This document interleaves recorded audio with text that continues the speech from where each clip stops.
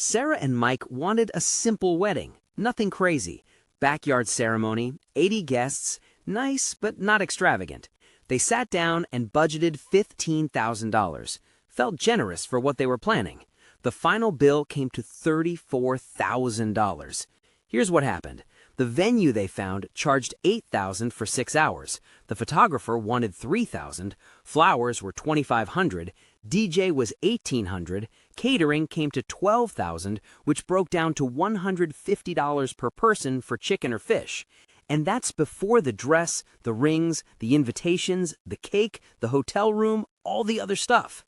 They're still paying off the credit card 2 years later for one day. One single day that lasted 6 hours. Today, I'm showing you how weddings became a $30,000 industry, why vendors charge triple the moment you say the word wedding, and how young couples are going into massive debt before they even start their marriage. Because in 1990, the average wedding cost about $5,000. Today, it's over $30,000, and I'm going to show you exactly where that money goes and who's profiting. 1990. The average wedding cost about $5,000 total. Now, that's an average. Some people spent more, plenty spent less, but $5,000 was the ballpark. What did that get you? A ceremony at a church or courthouse, usually free or maybe a small donation, reception at a community hall, VFW, someone's backyard, or a restaurant private room. You'd pay a few hundred for the space, if anything. Food was either catered by a local restaurant or potluck style, where family brought dishes. A friend or family member took photos. Maybe you hired a local photographer for a few $100. DJ was someone's cousin with a decent sound system, or you just played music. Dress came from a department store or a local bridal shop, maybe $1,000. Flowers from a local florist, a few hundred. Simple, affordable, and honestly, people had just as good a time. Adjusted for inflation, that $5,000 wedding should cost about $12,000 today, but actual average weddings now cost $30,000 to $35,000, nearly triple what inflation would predict. So what changed? Did weddings become 3 times bigger, 3 times longer? Did the food get 3 times better? Nope. What changed is that weddings became an industry, a very profitable industry that figured out how to extract maximum money from couples who are emotional, stressed, and desperate for their day to be perfect. Here's something you need to understand. Vendors charge more for weddings than for literally any other event. Same service, same product, but the moment you say wedding, the price triples. It's called the bridal tax, and it's very real. Let me give you examples. You call a bakery and ask about a birthday party, 50 people, they quote you $200. You call back the next day and ask about a wedding cake, same size, same design, 50 people, $350 to $600. Same cake, same bakery, different event type. Or venues. You call and ask about renting a space for a family reunion, $300 for the day. You call about a wedding reception, $2,000. Same space, same 6 hours, same tables and chairs. Photographers. Ask about a photo session for a family gathering, $1,500 for 4 hours. Ask about wedding photography, $2,500 to $4,000. Same photographer, same camera, same number of hours. Why? Because they know you'll pay it. Weddings are emotional. You're not shopping around rationally comparing prices. You're stressed, you're on a timeline, and you're terrified of your wedding being ruined. So when a vendor says, this is what wedding photography costs, you just pay it. Because what are you going to do, not have photos? The industry has figured out that couples will pay premium prices because they view the wedding as a once-in-a-lifetime event that has to be perfect. And perfect, apparently, costs 3 times what really nice costs. Let's talk about venues, because this is where a huge chunk of money goes. In 1990, people got married in churches, backyards, parks, community centers, cheap or free. Now, there's this whole venue industry. Barns converted to wedding venues, industrial spaces, gardens, estates, and they all charge insane amounts. $8,000 for 6 hours is normal now. Some places charge $12,000 to $15,000. And here's what you get for that. The space. That's it. Just the room. Tables and chairs usually cost extra, $200 to $500 more.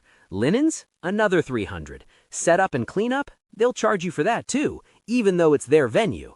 And the packages, oh, the packages.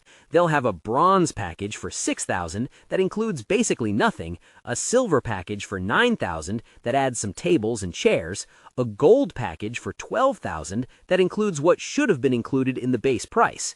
The pricing is intentionally confusing so you can't easily compare venues. One includes tables, one doesn't. One allows outside catering, one requires you to use their in-house catering at $40 per person minimum. You end up in this maze of packages and add-ons where the final price is way higher than the initial quote. And they've got you locked in. Once you book and put down a deposit, usually non-refundable, you're committed. They know this, so if you need to add something later, change something, extend your time, they charge premium prices because you're not going anywhere. Here's something most people don't realize. Wedding vendors all know each other. They work together constantly, and they've created this ecosystem where they refer clients to each other and implicitly agree not to undercut each other on pricing. Your venue has a preferred vendor list. They'll recommend specific caterers, photographers, florists, DJs, and all these vendors charge premium prices because they're part of the preferred network. If you want to bring in an outside vendor who charges less, suddenly there's a fee, an outside vendor fee of $500 to $1,000 just for bringing your own photographer or caterer. Why? Because the venue has arrangements with their preferred vendors. Maybe they get kickbacks. Maybe they just want to control the ecosystem. Either way, you're steered towards expensive options. And all these vendors have minimums. The photographer requires a minimum 6-hour package, even if you only want 4. The caterer has a minimum guest count of 75, even if you're only having 60. The florist has a minimum order of $1,500. These minimums are artificially inflating costs. Oh, and everything needs a coordinator. Day of coordinator, month of coordinator, full wedding planner. They'll tell you it's essential, that you can't possibly manage all the vendors yourself. And maybe for huge, complicated weddings, that's true. But for a simple 80-person event, you're paying someone $3,000 to make phone calls and hold a clipboard on the day of. So if all this is true, if vendors are gouging and the prices are insane, why do couples pay it? Emotional pressure. Weddings are emotional. It's your special day, and the industry has convinced people that if you don't spend enough, you're somehow cheapening the event, disrespecting your partner, or disappointing your family. There's this arms race with other weddings you've attended. Your friend's wedding had a live band and a dessert bar and custom cocktails, so now your wedding needs to match that or people will think you're cheap. It's social pressure amplified by Instagram and Pinterest showing impossibly perfect weddings that cost $60,000 but look simple and rustic. Family pressure is huge too. Parents want to invite people, want certain traditions, want things done right. And if parents are contributing money, which many do, they feel entitled to input. Suddenly, your simple wedding has doubled in guest count and added a bunch of traditions you didn't want but are paying for anyway. Time pressure is another factor. You're planning this while working full-time, maybe planning a move, dealing with life. You don't have time to negotiate with vendors, shop around extensively, DIY decorations. So you just pay the premium prices because it's easier than fighting. And the sunk cost fallacy. Once you've spent $15,000, what's another $5,000? You're already in this deep, might as well make it perfect, right? That's how budgets balloon from $15,000 to $35,000. All right, if you're planning a wedding or know someone who is, here's how not to get completely ripped off. First, don't use the word wedding when getting initial quotes.